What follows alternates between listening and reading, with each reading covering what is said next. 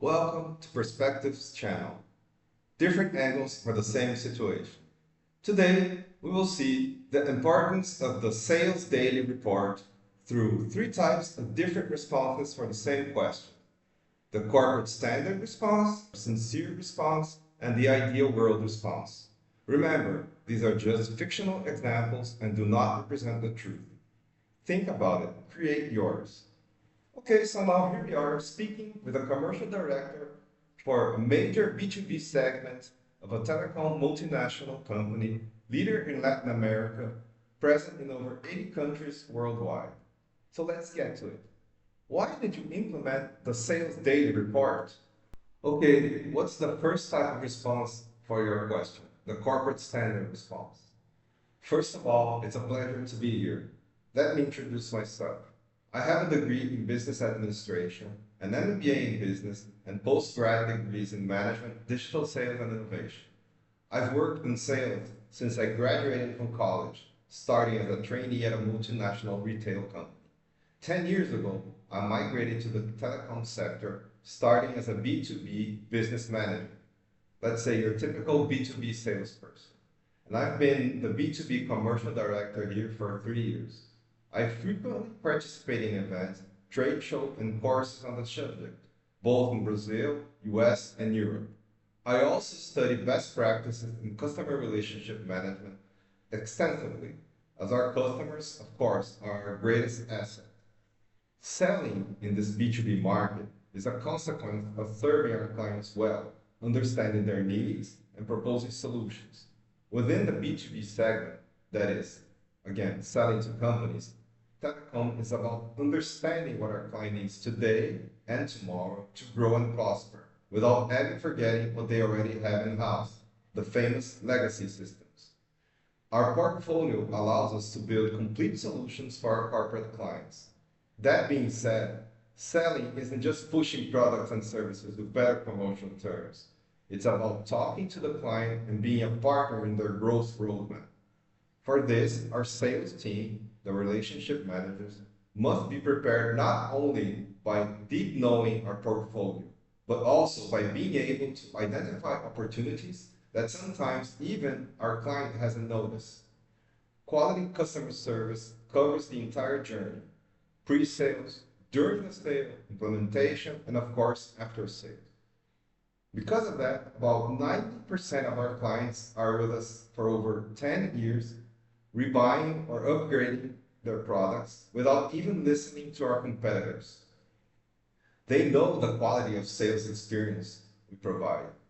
This requires constant training and attractive career and compensation plans to have the best salesperson. We have the best sales team, without any doubt, and we are very proud of that. To provide our team with even more support, we want to be closer to them, hearing their needs and market perceptions. After all, who's closer to our clients? They are, our salespersons. They represent us, therefore, we are deeply concerned with keeping them prepared for any situation. This is point number one of why we implemented sales daily reports. It's just 15 minutes a day to listen to the salespeople and provide guidance and knowledge.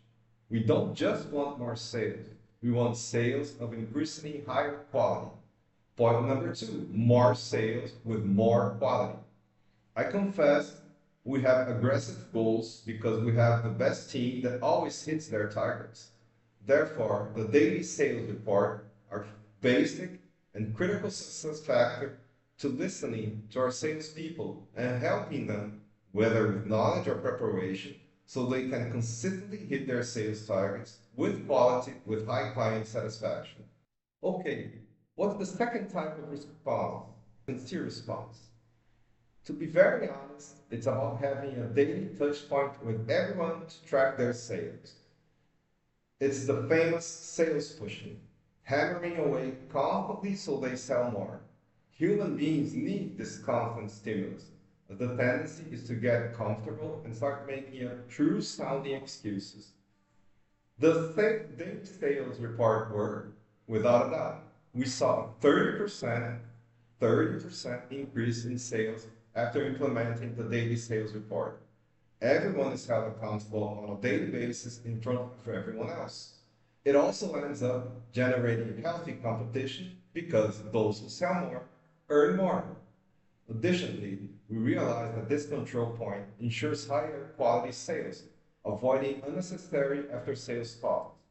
At the end of the day, the daily pressure and control increase profitability because we have more revenue, that is more sales, and fewer costs, that is fewer expenses and less reworking after sales. What would be then the ideal world response? In an ideal world, the expectations of company leaders would be realistic, truthful, and passed down to the sales team without the fluff involved. In other words, I wouldn't need to tell the salespeople to sell 100 just to get 80. On the other hand, the sales team would be honest and transparent about how hard or easy it is to sell without making up excuses for poor performance. There will be no fear of being fired for failing, not meeting sales targets and goals.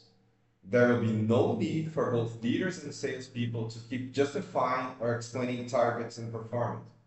The relationship will be genuine and transparent. Anyone needing help could ask for it without fear of being misinterpreted or fired. And those who draft the sales targets will be realistic, taking into account, in this ideal world, the true conditions of the economy, the clients, and the products themselves. Again, to set targets and goals, we have to take into account all these three conditions involved, even more conditions. In this ideal world, customers would be the main beneficiaries, as they wouldn't have that typical distrust of sales talks. But they will also be truthful and wouldn't try to take unfair advantage of the salespeople. This ideal world is basically built on honest relationships based on the exchange of truthful information among everyone involved in the ecosystem. Okay, today we saw three types of different responses for the same question. Remember, there are no absolute truths, and people may have different points of view from yours. Always consider that they may exist alternative tastes on the same matter. This will hopefully help you navigate more open-mindedly through life. Knowledge always makes us grow. We never should stop learning. Think about it.